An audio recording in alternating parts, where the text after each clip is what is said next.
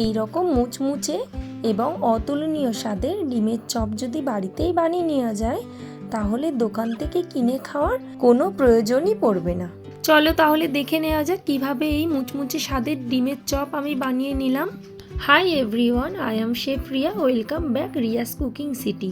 দেখো প্রথমে এখানে দুটি মাঝারি সাইজের পেঁয়াজ আমি কুচিয়ে নিয়েছি। পেঁয়াজগুলিতে আমি একটু লবণ মিশিয়ে নেব, পরিমাণ মতো লবণ, আপনাদের স্বাদ মতন আপনারা দিয়ে দেবেন লবণটা। লবণটিকে দিয়ে ভালোভাবে পেঁয়াজটিকে মাখিয়ে আমি একটু রেখে দেব 5 মিনিটের জন্য। আর এদিকে একটু কাজের সুবিধার জন্যে আমি 4টে ডিম আগে থেকেই সেদ্ধ করে রেখেছিলাম। এবার ওই লবণ মাখানো পেঁয়াজটিতে আমি কিছু উপকরণ অ্যাড করে নেব।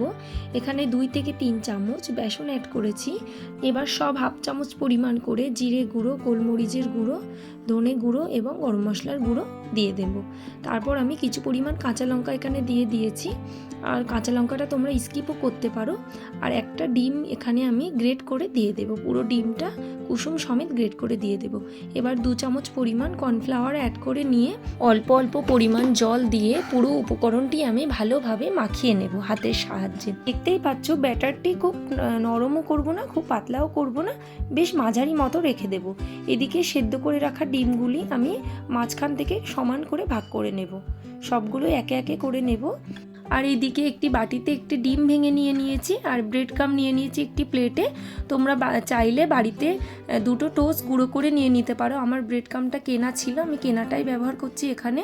এবার ডিমটিকে কিভাবে চপের আকার দিয়ে নেব তোমরা দেখে নাও।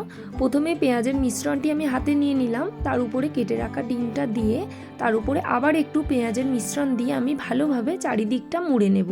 এমনভাবে মুড়ে নিতে হবে যাতে ডিমটা একটু না দেখা যায়। দেখো মিশ্রণটি আমার এত হাতে জড়িয়ে যাচ্ছিল, তার জন্য আমি হাতে একটু তেল মেখে নিলাম। তেল মেখে নেওয়ার পরে আমার হাতের মধ্যে আর একটুও জড়াচ্ছিল না। তোমরাও অবশ্যই এটি ট্রাই করতে পারো। দেখো ভেঙে রাখা ডিমের মধ্যে এটিকে ভালোভাবে ডুবিয়ে নিয়ে চারপাশে লাগিয়ে নিয়ে আমি ব্রেড ক্রাম্বের মধ্যে দিয়ে দেব। ব্রেড ক্রাম্বটা ভালোভাবে চেপে চেপে আমি চারিদিকে লাগিয়ে নেব। এভাবেই প্রত্যেকটি ডিমের মধ্যে ডুবিয়ে আমি ব্রেড ক্রাম্ব ভালোভাবে চেপে চেপে লাগিয়ে নেব। দেখতে পাচ্ছ আমি শেপটা বেশ একটু লম্বা আকার রেখেছি, তোমরা চাইলে তোমাদের মনের মতন শেপ দিয়ে নিতে পারো। দেখো কত সুন্দর করে আমি ডিমগুলো চপের আকার দিয়ে নিলাম। এদিকে আমি একটি কড়াইতে কিছু পরিমাণ সাদা তেল দিয়ে নেব আর তেলটি একটু গরম করে নেব। গরম করে নেওয়ার পরে একে একে আমি চপগুলি তেলের মধ্যে ছেড়ে দেব। এখানে মাথায় রাখতে হবে গ্যাসের ফ্লেমটা একদম মিডিয়াম টু লোতে রেখে ভাজতে হবে। হাই ফ্লেমে রাখলে কি হবে, ভিতরটা কাঁচা থেকে যাবে আর বাইরেটা তোমার পুড়ে যাবে। তার জন্যে একদম ধীরে ধীরে সময় নিয়ে তোমার ভাজতে হবে। দেখো আমার ওই পিঠটা হয়ে গেছে, এবার আমি একে একে সব উল্টে নেব। সবগুলো উল্টানোর পর আমি আবার ওয়েট করব ওই পিঠের জন্যে, ওই পিঠটাও যাতে সুন্দরভাবে এই দিকের মতন হয়ে যায়। দেখো আমার এইদিকে কমপ্লিট হয়ে গেছে ভাজা অনেকটাই। আবারও একটু আমি উল্টে পাল্টে নেব যাতে আমার সব দিকটাই সুন্দরভাবে ভাজা হয়। দেখতেই পাচ্ছ কত লোভনীয় হয়েছে জিনিসটা দেখতে। এবার আমি একে একে একটি প্লেটে সবগুলোই তুলে নেব।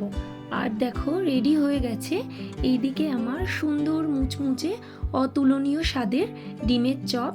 কেমন হয়েছে অবশ্যই কমেন্ট বক্সে জানাতে তোমরা ভুলবে না।